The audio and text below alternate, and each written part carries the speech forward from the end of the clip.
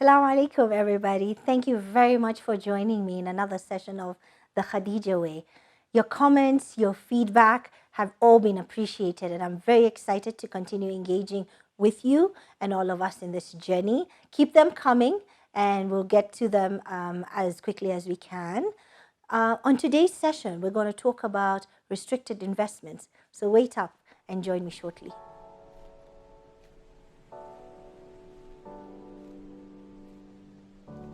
So in Islamic finance or ethical finance, there is an understanding or a principle where the financial institution can restrict your investment.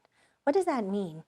As a financial institution or bank or whatever institution, they can decide, they can refuse to give you money for your business idea.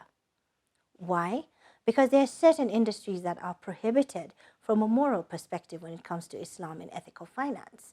And these prohibited industries include the alcohol beverage industry, the gambling and casino industry, the adult industry, the adult movie industry, interest-bearing instruments, as well as the weapons and sort of mass destruction type of instruments are all restricted because the idea that you have an individual right to do business as you so please, but you also have a moral obligation to your community. So although Islam or Islamic finance recognizes that at the very essence that these products, these businesses are abhorrent in their very core because of the moral repercussions that come with it, even more so is the protection of what the community stands for.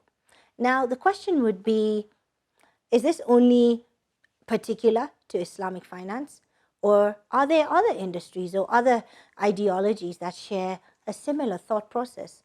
So in the recent past, we see that there is a growing movement and a growing thought process that we are all morally and ethically responsible in how we do business.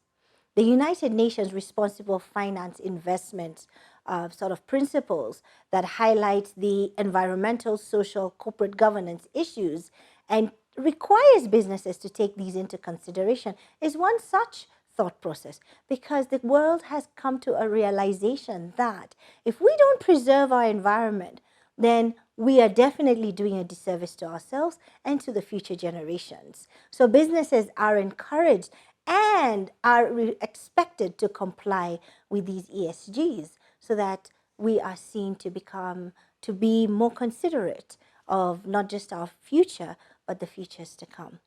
So we understand then that the idea of restricting investments or encouraging a different way of doing business is something that is not unusual to the Islamic finance or sort of ethical finance thought process.